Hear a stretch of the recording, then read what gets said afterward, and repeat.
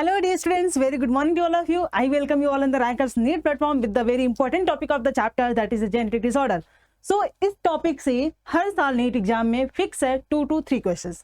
तो यहाँ पर हम लोग डील करेंगे जेनेटिक डिसऑर्डर्स के बारे में, और स्पेशली जेनेटिक डिसऑर्डर में हम लोग पॉलीजेनिक नहीं, मोनोजेनिक नहीं, हम क्या डील करेंगे, क्रोमोसोमल डिसऑर्डर के बारे में। So first of all, genetic disorder होता क्या है? द डिसऑर्डर या the disease which occur due to the manipulation of gene. Gene में मैनिपुलेशन होने की वजह से जो डिजीज हो सकती है उसको हम लोग क्या कहते हैं, जेनेटिक डिसऑर्डर। ये पीढ़ी दर पीढ़ी ट्रांसफर भी होती है, और due to some environmental factor, due to some different type of changes, food और इंटरनल जेनेटिक चेंजेस की वजह से अगर क्रोमोसोम में डिफरेंसेस देखने को मिलते हैं, क्रोमोसोम के शेप, साइज, नंबर, तो that is called as the chromosomal disorder. तो क्रोमोसोमल डिसऑर्डर क्या कहलाएगा कि the genetic condition or the environmental factor which affect the nature of chromosome, which affect the shape, size, structure of chromosome is called as the chromosomal disorder. May the chromosome will damage or may the chromosome will suffer. It's depend कि which type of changes are there. तो genetic disorder means you can say genetic level of manipulation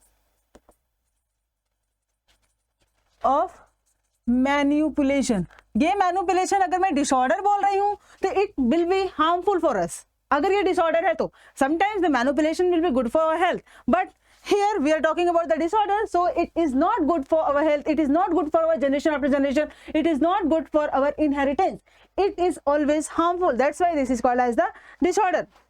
तो chromosomal disorder को हम लोग कह सकते हैं in certain condition, like what will be the condition, क्या क्या कंडीशन हो सकती है? In certain condition,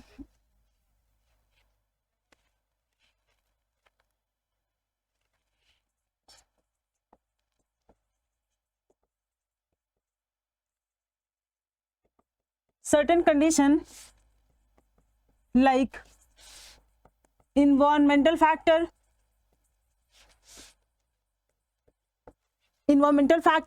radiations,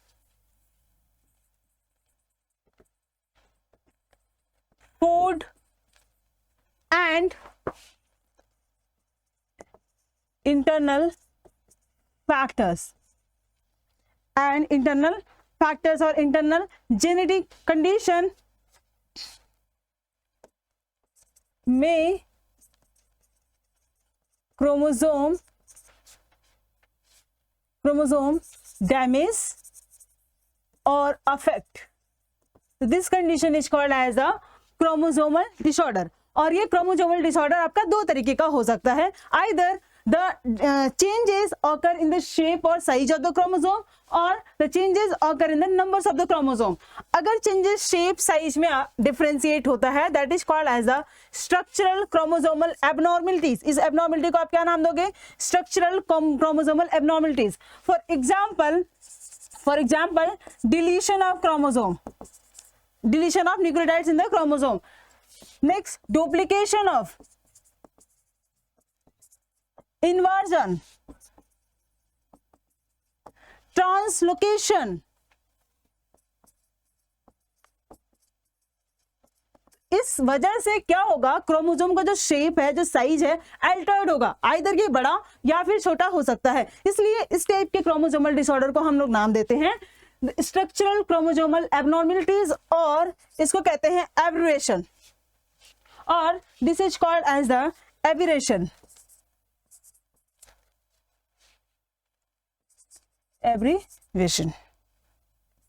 yes, okay. Now the second term is, अगर हम बात करें, न्यूमेरिकल चेंजेस आ सकते हैं क्रोमोसोम के अंदर। क्रोमोसोम्स के न्यूमेरिकल चेंजेस करने का मतलब इसके नंबर्स या तो बढ़ रहे हैं या तो घट रहे हैं। दो कंडीशन हो सकती है, या तो क्रोमोसोम के नंबर 1 और 2 में या तो एक बढ़ रहा है या तो एक घट रहा है। पेयर में हमेशा क्रोमोसोम रहते हैं, उसमें से या तो एक कोई क्रोमोसोम एक्स्ट्रा एड ऑन हो रहा है या तो एक कोई क्रोमोसोम एक्स्ट्रा डिलीट हो रहा है। तो ये कंडीशन क्या कहलाती है आपकी? प्लॉइडी, एनीप्लॉइडी, ठीक है। और अगर पूरा सेट ऑफ क्रोमोसोम या तो डिलीट हो रहा है या तो ऐड ऑन हो रहा है, तो ये कंडीशन कहलाती है पॉलीप्लॉइडी। तो number of chromosomes, numerical problems में देखेंगे तो हम दो चीजें पढ़ते हैं, एक एनीप्लॉइडी, दूसरा पॉलीप्लॉइडी।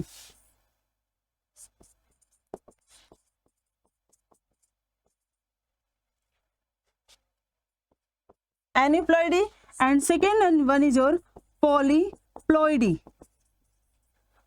एनिप्लॉइडी पहले पढ़ते हैं।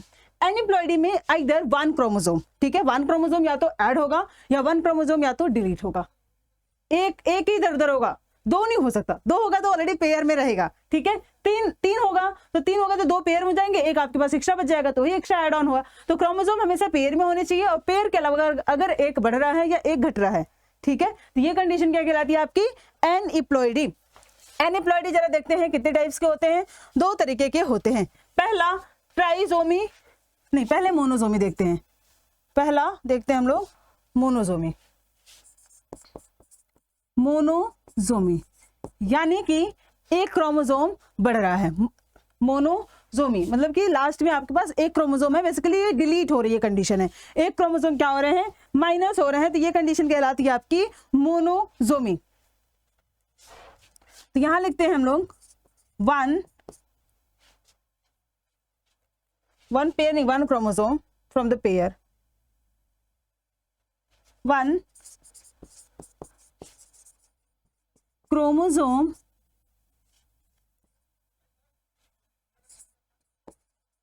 from the pair is absent. So what will be the condition? What will we get? We get 2n minus 1, एक पेयर एब्सेंट हुए। Got it? दूसरी कंडीशन है हमारे पास trisomy. Second one is the trisomy.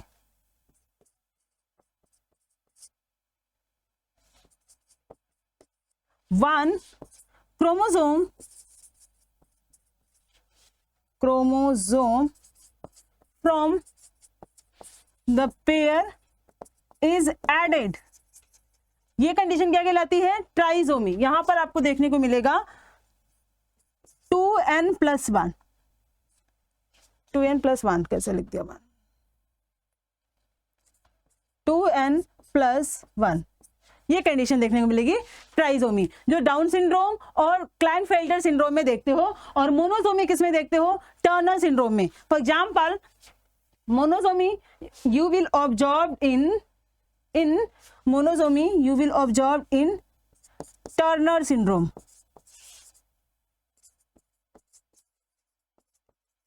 और trisomy you will observe in Down syndrome and Klinefelter syndrome. इधर ये देखने को मिलता है। ओके, अब बात करते हैं व्हाट इज पॉलीप्लॉइडी। पॉलीप्लॉइडी का मतलब होता है पूरा सेट ऑफ क्रोमोसोम जो होते हैं उसके हाफ सेट कंप्लीट क्या होते हैं, रेप्लिकेट कर जाते हैं। ये जनरली प्लांट्स में ऑब्जर्व होते हैं पॉलीप्लॉइडी कंडीशन। तो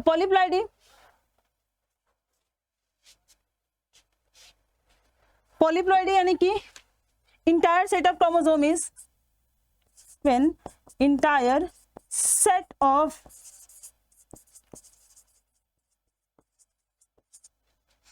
chromosome is multiplied। एग्जाम्पल देखते हैं कैसे मल्टीप्लाई होता है। एग्जाम्पल देखो, अगर मैं बात करूं, मान लो तुम्हारे पास 23 पेयर ऑफ क्रोमोसोम है प्लांट में, तो 23 into 3, ये कंडीशन क्या बन जाएगी, ये हो जाएगा 69 क्रोमोसोम। दूसरा 23 का 4 पेयर बन गया, ये कंडीशन हो जाएगी 92 यानी टेट्राप्लॉइडी। इस टाइप का पूरा सेट अगर डुप्लीकेट होता है, मल्टीप्लाई होता है, तो ये कहलाता है हमारा पॉलीप्लॉइडी कंडीशन। पॉलीप्लॉइडी में कुछ एग्जांपल्स लिख लेते हैं कि कौन कौन से प्लॉइडी हमें देखने को मिलती हैं प्लांट्स में। अगर मैं वीट की बात करूं, इधर पॉलीप्लॉइडी का मैं एग्जांपल्स आपके लिए इधर ले आती हूं। We have wheat, bread wheat, bread wheat hexaploidy होता है, हेक्साप्लॉइडी। दूसरा एग्जाम्पल कैबेज एंड मस्टर्ड, पत्ता गोभी और मस्टर्ड।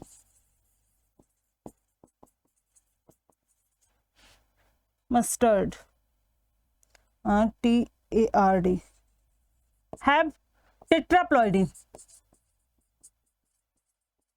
इनकी कंडीशन क्या होती है, टेट्राप्लॉइडी। और नेक्स्ट देखते हैं banana, banana and apple have triploidy. Okay, next example देखते हैं हम लोग sugar cane and strawberry are octaploidy. Okay, तो क्या ऑब्जर्व किया कि जब number set of numbers increase हो जाते हैं that is called as the polyploidy. Polyploidy में पहला एग्जांपल देखा हमने ब्रेड व्हीट का जो कि हेक्साप्लॉइडी होता है, cabbage and mustard tetraploidy, banana and apple triploidy, sugar cane and strawberry octaploidy होते हैं. ब्रेड हेक्साप्लॉइडी यानी कि 6n ऑफ क्रोमोसोम होंगे, टेट्राप्लॉइडी यानी कि 4n ऑफ क्रोमोसोम होंगे, ट्राइप्लॉइडी 3n ऑफ क्रोमोसोम होंगे, ऑक्टाप्लॉइडी यानी 8n ऑफ क्रोमोसोम यहाँ पे ऑब्जर्व होंगे. तो ये कुछ प्लॉइडीज के एग्जाम्पल हमें देखने को मिले. Now let's move to the this one in the detail form. Structural chromosomal abnormality को थोड़ा और डिटेल में डिस्क्राइब करते हैं कि कब डिलीशन होगा. डिलीशन होगा तो क्रोमोसोम के नंबर बढ़ेंगे, सॉरी क्रोमोसोम की जो आर्म की लेंथ है वो बढ़ेगी या घटेगी. डुप्लीकेशन होगा तो बढ़ेगी या घटेगी. और ये डिसऑर्डर मतलब इस टाइप की कंडीशन किस डिसऑर्डर में हमें ऑब्जर्व होती है इसके बारे में डील करते हैं. तो पहले हम लोग देखते हैं डिलीशन. डिलीशन यानी कि मान लो आपके पास ये सेट ऑफ क्रोमोसोम है,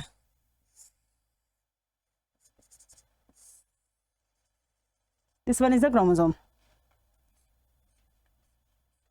A B C D E F.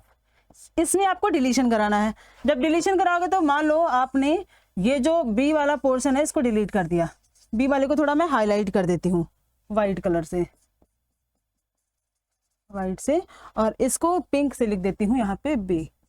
ठीक है, इसको आपने रिमूव कर दिया, ये वाला पोर्शन डिलीट हुआ. डिलीट हो गया, मेरी कुछ आर्म ये ऐसी बनी. जब आर्म ऐसी बनेगी तो इसका लेंथ कैसा होगा. ऑब्वियसली एक पोर्शन जब डिलीट होगा तो इसकी आर्म की लेंथ क्या हो जाएगी, छोटी हो जाएगी. यहां पे सिर्फ बचेगा A और C. ये क्रोमोसोमल डिसऑर्डर कहलाता है. बाकी इधर D E और F रहेंगे. ये क्रोमोसोमल डिसऑर्डर कहलाता है डिलीशन.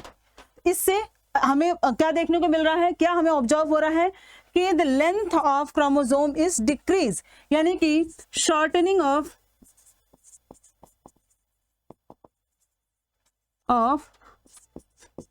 क्रोमोसोम.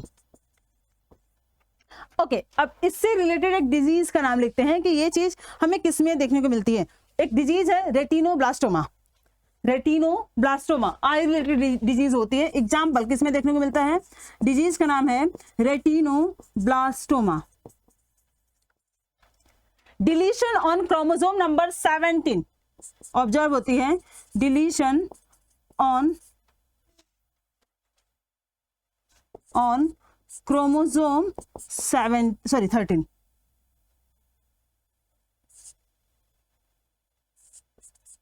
ऑन क्रोमोसोम 13 में डिलीशन से ये चीजें आपको देखने को मिलती हैं. That is the deletion of chromosome. दूसरा देखते हैं डुप्लीकेशन. डुप्लीकेट का मतलब होता है डबल कॉपी होना. ठीक है, किसी चीज का हमें डबल कराना है, यह कहलाता है डुप्लीकेशन. ओके, डुप्लीकेट कराते हैं, ये बनाते हैं क्रोमोसोम. 2 आर्म हो गई. ठीक है, यहां पे एज इट इज नंबर लिखते हैं जैसे सब में लिखा है A B C D E F. ठीक है, ये ज्यादा ही लंबा लिख दिया क्या मैंने.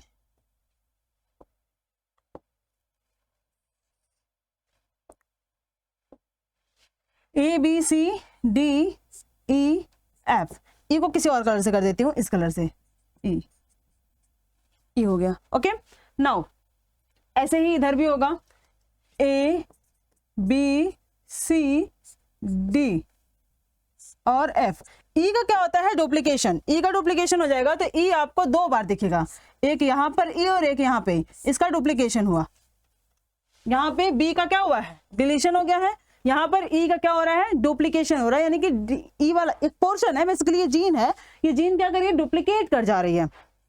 ठीक है, तो ये जीन डुप्लीकेट कर जा रही है, तो this condition is called as the duplication. तो डुप्लीकेशन एक डिजीज में देखने को मिलता है. इससे एक डिजीज होती है जिसका नाम है आपका Charcot Marie Tooth disease. Disease के नाम लिखते हैं एग्जांपल्स. और इससे क्या ऑब्जर्व होगा कि द क्रोमोसोम की लेंथ है वो बढ़ेगी. ठीक है, तो हम ऑब्जर्व करते हैं इंक्रीज, भाई एक जीन बढ़ेगा तो बढ़ेगी ना, increase in length of chromosome.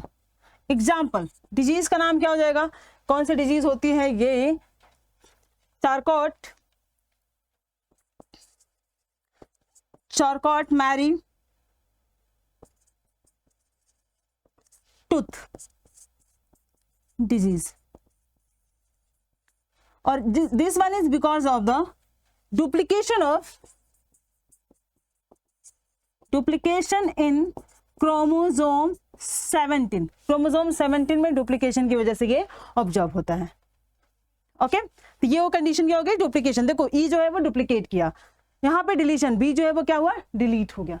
अब इन्वर्जन की बात करते हैं। इन्वर्जन में क्या होता है, इन्वर्ट हो जाएगी, जो जीन है वो ऊपर का नीचे, नीचे का ऊपर चला जाता है। ये है हमारे पास क्रोमोसोम, लेंथ रिमेन सेम, इनकी लेंथ क्या रहेगी, सेम टू सेम रहेगी।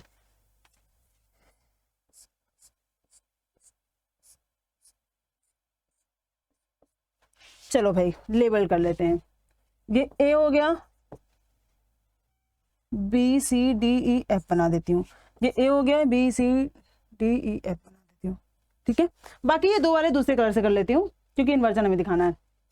बी सी डी ई, ठीक है। अब क्या होगा, जब इन्वर्टेड वाला क्रोमोसोम होगा, इससे ये जब ये बनेगा तो यहाँ पर ई ऊपर आ जाएगा और डी इधर आ जाएगा, बी इधर आ जाएगा और सी इधर हो जाएगा। इन्वर्ट हो गया, देखो ये इधर आ गया, ये इधर आ गया, ये इधर चला गया और ये इधर चला गया।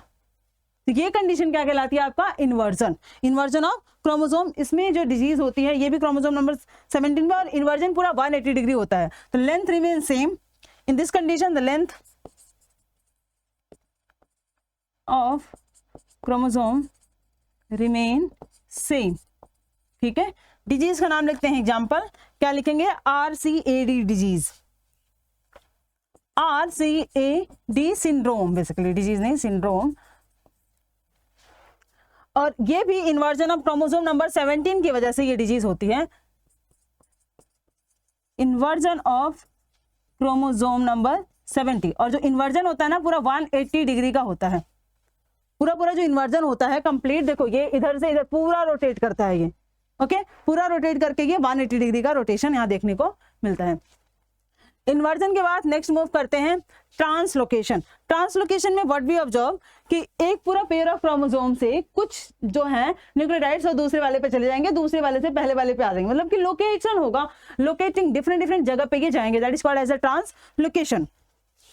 Now we have the 2 chromosome pair, ये है, ठीक है। इससे ये बनेगा, ये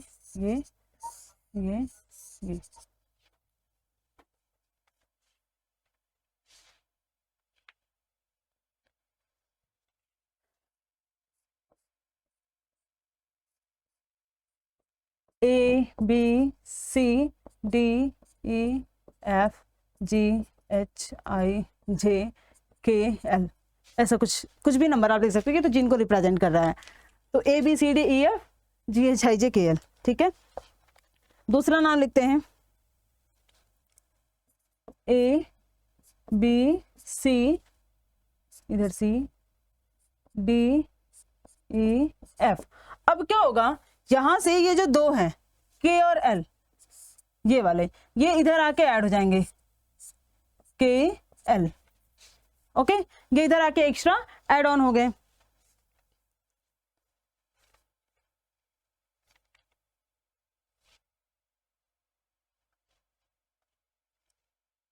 और दूसरे वाले में क्या देखने को मिलेगा, इसका ये वाला पोर्शन अगर ये डिलीट हो गया तो क्या बचेगा, ये बचेगा G H I, और K और L हट गए तो क्या बचा, सिर्फ और सिर्फ J बचा है। अब देख पा रहे हो क्या होगा कि ये सेट ऑफ क्रोमोसोम था, ये सेट ऑफ क्रोमोसोम है, बेसिकली इसी की मैं बात कर रही हूँ। तो इससे निकल करके इसमें ऐड ऑन हो गया, जो प्रोडक्ट बना ये बना। अब इससे निकल गया तो इसके पास कुछ बचा है, नहीं बचा है, जो बचा हुआ था सिर्फ J बचा हुआ है। तो ये क्या कहलाता है, ट्रांसलोकेशन ऑफ क्रोमोसोम कहलाता है। This condition is called as the translocation of chromosome. Examples लिख लेते हैं इस डिजीज का। बुर्किट लिम्फोमा, बुर्किट लिम्फोमा ये डिजीज है। रेटिनोब्लास्टोमा बार बार पूछता है, बाकी और सारी डिजीज इतना पूछता नहीं, लेकिन अगर बायोटेक्नोलॉजी के आप स्टूडेंट हो तो ये पूछता है। Okay, now let's move to the next, numerical chromosomal changes, यानी कि फर्स्ट वन जो हम लोग पढ़ेंगे वो क्या पढ़ेंगे, डाउन सिंड्रोम। तो न्यूमेरिकल चेंजेस का मतलब, न्यूमेरिकल क्रोमोसोमल चेंजेस का मतलब होता है कि जब क्रोमोसोम्स के नंबर में या तो बढ़ोतरी हो रही है या तो घटोतरी हो रही है, यानी कि या तो ट्राइसोमी या तो मोनोसोमी वाली कंडीशन आ रही है, that is called as the numerical chromosomal abnormalities. और ये भी आपका मिसमैच इंटरनल एक्सटर्नल फैक्टर्स के थ्रू ही अफेक्ट किया जाता है, यानी कि the disorder is due to, या abnormality is due to external internal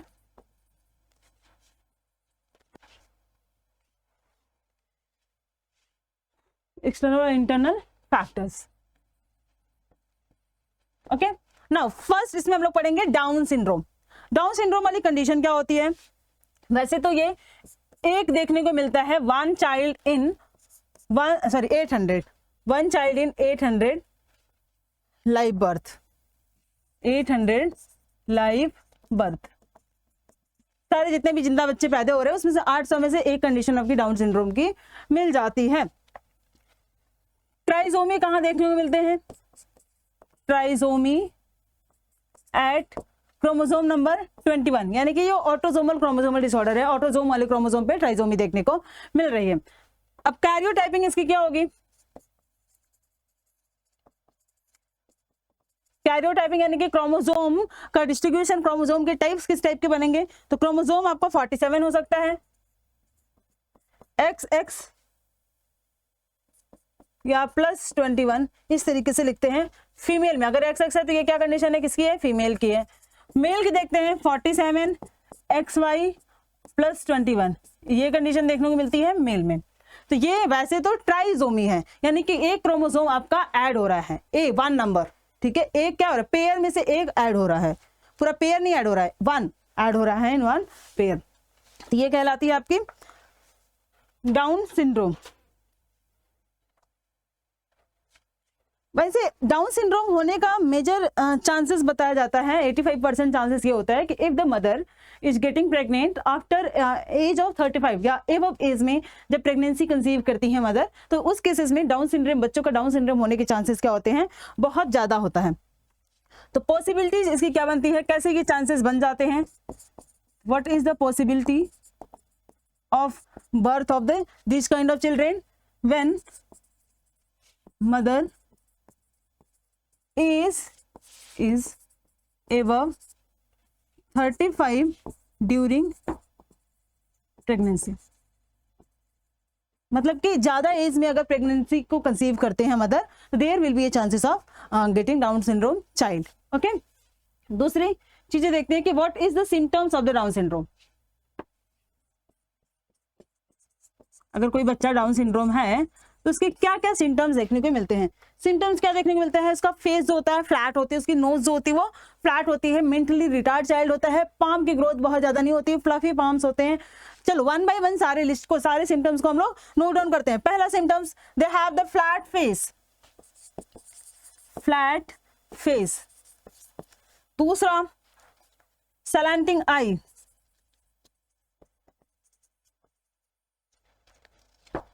small mouth,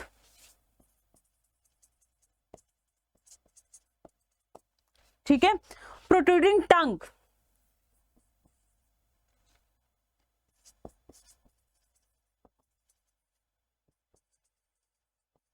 twisted, ठीक है, flatten nose,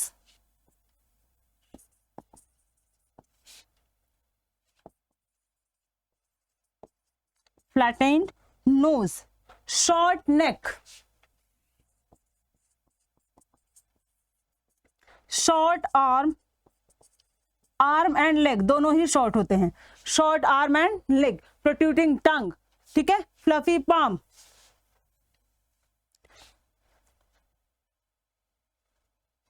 short arm, leg हो गया, नेक हो गई, पाम हो गए, या पाम भी लिख लेते हैं यहीं पे साथ साथ, लो आईक्यू, आईक्यू लेवल भी क्या होता है, छोटा होता है।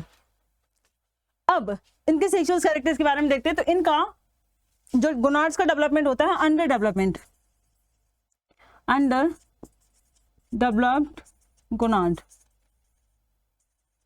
अंडर डेवलपमेंट ऑफ गोनाड्स देखने को मिलते हैं। और इन बच्चों को सांस लेने में, हार्ट की प्रॉब्लम और सुनने में, ये तीनों प्रॉब्लम्स ही ऑब्जर्व होती है।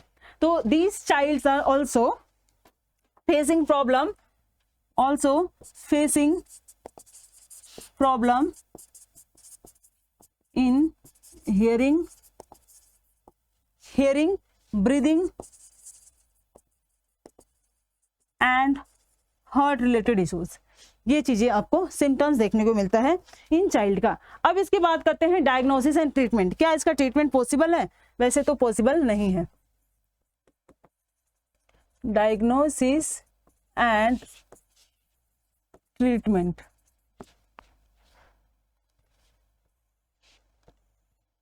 कुछ कुछ चीजें लेकिन पॉसिबल है, कंप्लीट ट्रीट कर देना ये पॉसिबल नहीं है। तो कोई सिंगल स्टैंडर्ड प्रोटोकॉल नहीं है ट्रीटमेंट का।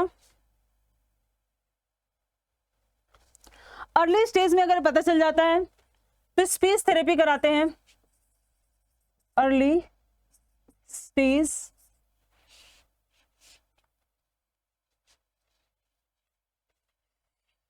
in early stage children with Down syndrome can treated with speech therapy। बोलने, प्रोट्रूडिंग टंग होती है तो बोलने में इनको प्रॉब्लम है, तो इनके लिए स्पीच थेरेपी कराया जाता है। ठीक है। और डेवलपमेंट सही से नहीं होता है तो न्यूट्रिशनल डेवलपमेंट प्रोवाइड करेंगे, न्यूट्रिशनल सप्लीमेंट्स प्रोवाइड करेंगे फॉर द डेवलपमेंट, ये कर सकते हैं। बाकी और कोई पर्टिकुलर इनका ट्रीटमेंट नहीं है। अच्छा, 90s के टाइम पे अगर देखा जाए तो इन चाइल्ड्स की जो ग्रोथ होती थी 9 ईयर तक लगभग होती थी। नाउ डेज इनकी जो ग्रोथ है वो बढ़ गई है, वो अप टू 60 ईयर तक ये सर्वाइव कर सकते हैं।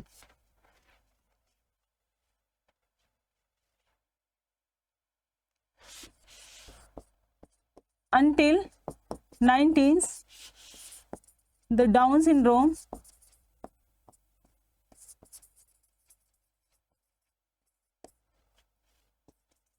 child can live until the age of 9 year तक ये सर्वाइव कर सकते थे। बट नाउ-a-days it exceed up to 60 year. Depend करता है कि किस टाइप के कंडीशन में ये बच्चा सरवाइव कर रहा है, कैसा इसको इन्वायरमेंटल दिया जा रहा है, कैसी फिजियोथेरेपी दी जा रही है, कैसा इसको न्यूट्रिशन सप्लीमेंट दिया जा रहा है, उस केसेस के ऊपर डिपेंड करता है। बाकी और कोई ऐसा ट्रीटमेंट इसके लिए अवेलेबल नहीं है। दूसरा केसेस देखते हैं न्यूमेरिकल क्रोमोसोमल डिसऑर्डर का, क्लाइनफेल्टर सिंड्रोम। ये भी ट्राइजोमी का ही केस है और ये केसेस आपको सेक्सुअल क्रोमोसोम में देखने को मिलते हैं, एलोसोम में देखने को मिलते हैं, ऑटोसोम में देखने को नहीं मिलते। तो next one is your Klinefelter syndrome. और इसके अगर केसेस देखें तो 1000 में एक बच्चा ऐसा क्लाइनफेल्टर का मिलता है। तो 1 in 1000 live birth, 1000 newborn male की बात करते हैं। ये क्लाइनफेल्टर जो होते हैं वो मेल होते हैं, फीमेल नहीं होती। क्रोमोसोमल या कैरियोटाइप इसका कैसा होगा? कैरियोटाइप होंगे इनका 47 XXY, XXY देखने को मिलेगा। ये अफेक्ट्स करता है सिर्फ मेल को, इट्स अफेक्ट्स मेल ओनली। ये कंडीशन क्या है? मेल वाली, वाई क्रोमोसोम आ गया तो यानी कि मेल है, तो इट्स अफेक्ट्स मेल ओनली। जो एक्स्ट्रा क्रोमोसोम है क्या ये जेनेटिकली ट्रांसफर होगा नेक्स्ट जनरेशन में? No. The extra chromosome, important point, the extra chromosome not transferred in next generation. Next generation में एक्स्ट्रा क्रोमोसोम ट्रांसफर नहीं होता है। तो कैरियोटाइपिंग देख लिए, 1000 में 1 प्रोजेनी जो होती है, 1 मेल चाइल्ड आपका ऐसा देखने को मिलता है, ठीक है।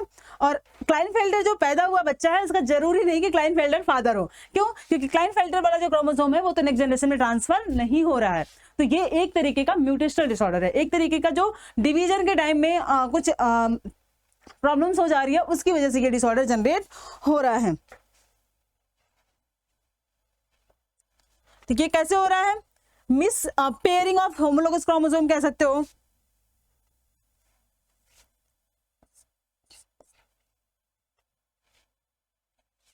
Its arise from inability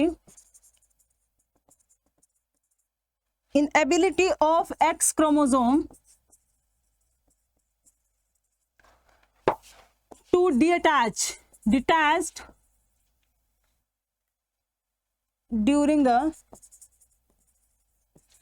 meiosis के टाइम पर, म्यूसिस जब होता है, होमोलोगस क्रोमोसोम जब सेपरेट हो रहे होते हैं और किसी वजह से ये सेपरेशन नहीं हो पाता है, तो सेपरेशन अगर नहीं होगा तो क्या होगा, ये एक्स क्रोमोसोम एटीजी लगा रहेगा और उसके साथ वाई क्रोमोसोम आके फ्यूज कर गया।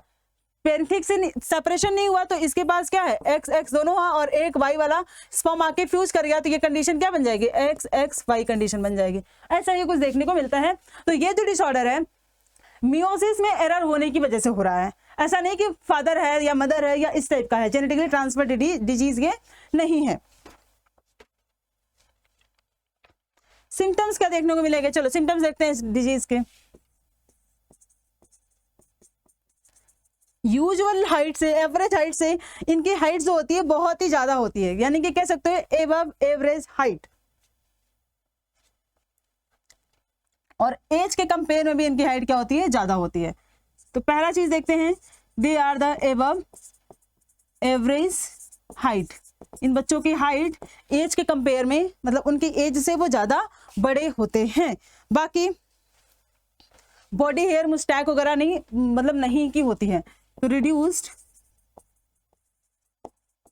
बॉडी हेयर, टेस्टिस स्मॉलर होती है, ठीक है। इनलार्ज ब्रेस्ट होती है,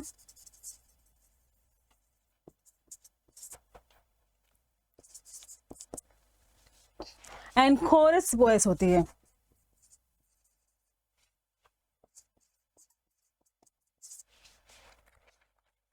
ये सारी चीजें हमें ऑब्जर्व होती है और इसमें कुछ ओवेरियंस वाले फीचर्स भी देखने को मिलते हैं, यानी कुछ फेमिनाइन कैरेक्टर्स भी थोड़े बहुत ऑब्जर्व होते हैं। अब इनके बात करते हैं डायग्नोसिस एंड ट्रीटमेंट का।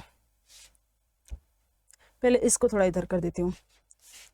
ये मैंने बताया आपको कि जब एक्स एक्स वाला ओवम है प्लस वाई वाला स्पर्म है, फ्यूज करेगा तो जो प्रोडक्ट बनेगा वो क्या बन जाएगा, एक्स एक्स वाई बन जाएगा। ये कंडीशन देखने को मिलती है and this is because of the error in meiosis. जबकि X chromosome during the homologous जब सेपरेशन हो रहा होता है मियोसिस 1 के प्रोफेज 1 स्टेज में, तो ये डिटैच नहीं हो पाते, और डिटैच नहीं हो पाते तो इसकी वजह से ये कंडीशन ऑब्जर्व होती है। डायग्नोसिस एंड ट्रीटमेंट की बात करते हैं इनके। डायग्नोसिस पहले कैसे करेंगे, डायग्नोसिस कर देंगे हम लोग through the Barr body.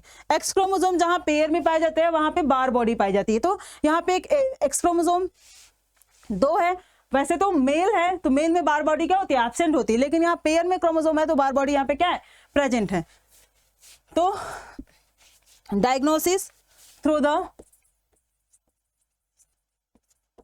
Bar body. Normal male में Barr body is absent,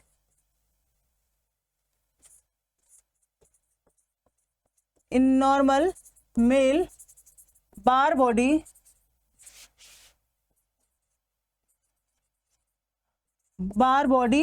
is absent. देखो बार बॉडी वहीं प्रेजेंट होती है जहां पे एक्स क्रोमोसोम पेयर में होते हैं। तो फीमेल के पास बार बॉडी होती है, बगल कैविटी के स्मेयर से बार बॉडी चेक किया जाता है। तो नॉर्मल मेल के बगल कैविटी के स्मेयर में बार बॉडी एब्सेंट रहेगी, और अगर क्लाइनफेल्टर वाला मेल है तो इसके बार बॉडी के बगल कैविटी के इसके बगल कैविटी के स्फीयर में बार बॉडी प्रेजेंट रहेगी। सो डायग्नोसिस हमने इस तरीके से कर लेना है।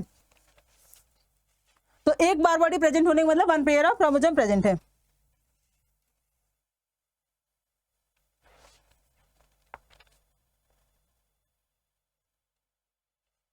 ट्रीटमेंट कैसे कर सकते हैं इसका? टेस्टोस्टेरोन के थ्रू ट्रीटमेंट कर सकते हैं। टेस्टिस क्या है, बहुत छोटी है, तो टेस्टोस्टेरोन से मेल कैरेक्टर जनरेट नहीं कर पाएगी ये वाला हार्मोन, तो वी कैन इंक्रीज या वी कैन मस्कुलाइन बॉडी बनाने के लिए वी कैन सप्लीमेंट कर सकते हैं हम लोग टेस्टोस्टेरोन का।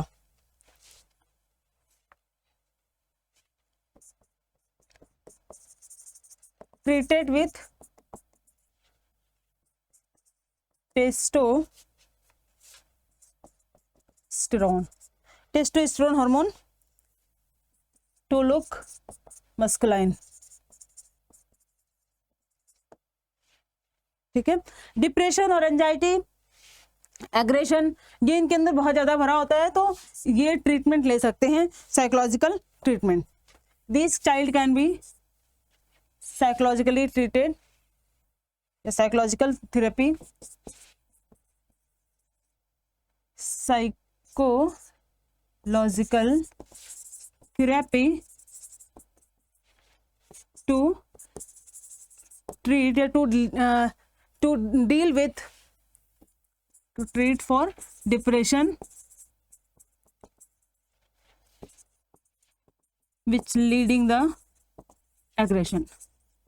वैसे ये जब बच्चे पैदा होते हैं तो नॉर्मल बच्चों के जैसे ही होते हैं, जैसे जैसे ये बड़े होने लगते हैं तब पता चलता है कि they are affected by the Klinefelter syndrome. Normally ये क्या होते हैं, नॉर्मल बच्चों के जैसे ही होते हैं, जब बड़े होते हैं तब इनका डिफरेंशिएट विजुअलाइज होता है। तीसरा एंड लास्ट सिंड्रोम पढ़ेंगे हम लोग, टर्नर सिंड्रोम। ये फीमेल का सिंड्रोम है, डिसऑर्डर्स है, और ये भी बिकॉज ऑफ द मियोसिस में चेंजेस, सेल डिवीजन में कुछ चेंजेस होने की वजह से ऐसा देखने को मिलता है। This is observed mean 1 in 2500 newborn girl.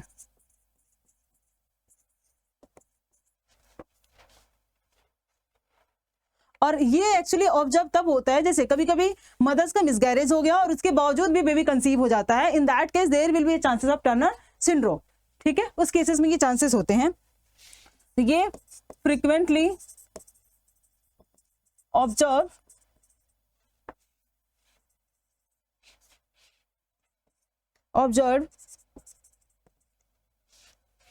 in miscarriage and still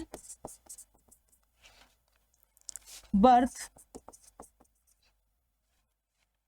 या स्टिल कंसीव होती है। ओके, तो ये कंडीशन देखने को मिलती है। कैरियोटाइपिंग अगर देखें इसका हम लोग, तो मोनोजोमी होती है।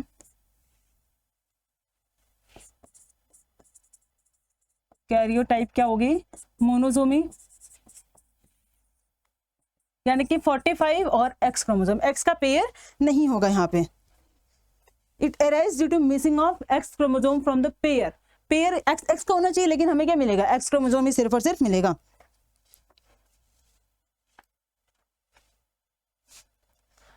ये भी मियोसिस के दौरान कुछ चेंजेस होने की वजह से होता है, error in meiosis, a cell division during the meiosis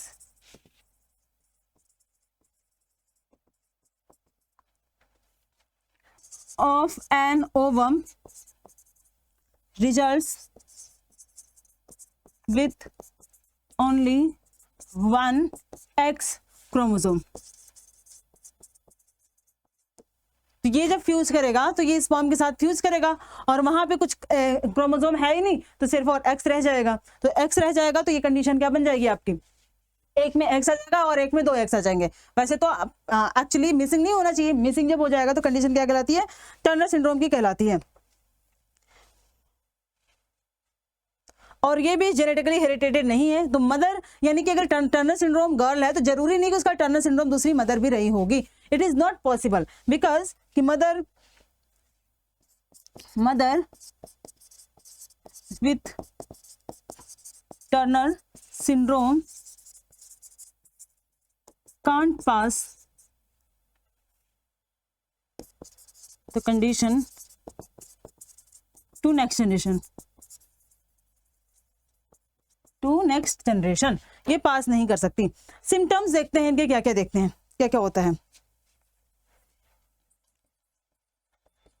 symptoms.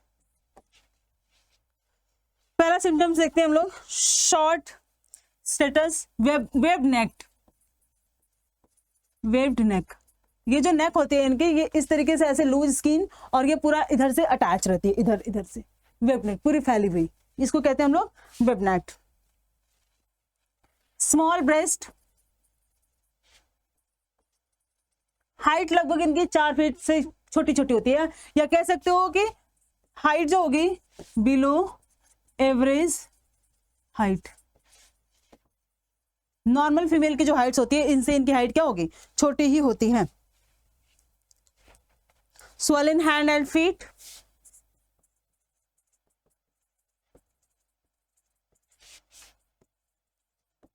Hand and feet. अच्छा, कान जो होते हैं ना इनके नॉर्मल पोजीशन से नीचे होते हैं। Ear are located below than normal position. ये फिक्स है कि इस चैप्टर से आपको 1 से 2, 2 से 3 क्वेश्चंस, इस टॉपिक से 1-2 क्वेश्चन फिक्स है आना। ओके। ओवरीज जो होती है अंडर डेवलप होती हैं, ovaries are under developed. Menstruation period usually absent होता है, मेंस्ट्रुअल पीरियड यूजुअली एब्सेंट। तो क्या क्या फीचर्स देखा हमने, वेब्ड नेक, ओके, ये फ्लफी मतलब बहुत गद्देदार फुले फुले जैसे हाथ और पैर होंगे, कान अपनी जगह से नीचे होंगे, ओवरीज अंडर डेवलप होंगे और मेंस्ट्रुअल साइकिल क्या होगे, एब्सेंट होगी। तो these are the symptoms of Turner syndromes. अगर डायग्नोसिस की बात करें,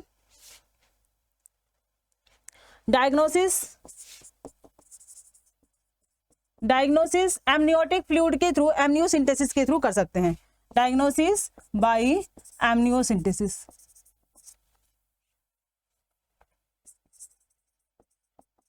एमनियोसिंथेसिस, एमनियोटिक फ्लूइड निकालेंगे, क्रोमोसोमल कैरियोटाइपिंग करेंगे और उससे पता चल जाएगा कि एक क्रोमोसोम क्या है, मिसिंग है। ठीक है, तो डायग्नोसिस के थ्रू कर सकते हैं। या तो हम लोग बार बॉडी चेक भी कर सकते हैं, Barr body from buccal smear. Female है तो इसके पास बार बॉडी प्रेजेंट होना चाहिए। यूजुअली नॉर्मल फीमेल्स में बार बॉडी प्रेजेंट होती हैं, लेकिन अगर ये टर्नर सिंड्रोम है तो pair of chromosome, pair of X chromosome absent होगा, तो पेयर ऑफ एक्स क्रोमोसोम अगर एब्सेंट है तो बार बॉडी क्या होंगी, एब्सेंट होंगी। ट्रीटमेंट की बात करें तो there is no permanent cure, there is no permanent cure.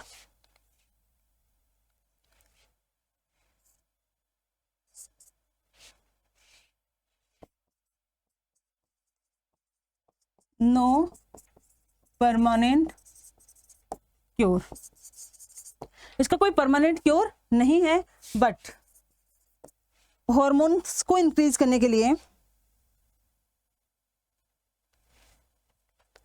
But for controlling the strength females are given to, कौन कौन से हार्मोन इनको प्रोवाइड किया जाता है, एंड्रोजन एंड एस्ट्रोजन, ये सारे हार्मोन्स हो गए। ओके, तो ये हमारे टॉपिक्स यहाँ पे डिजीज का कंप्लीट होता है।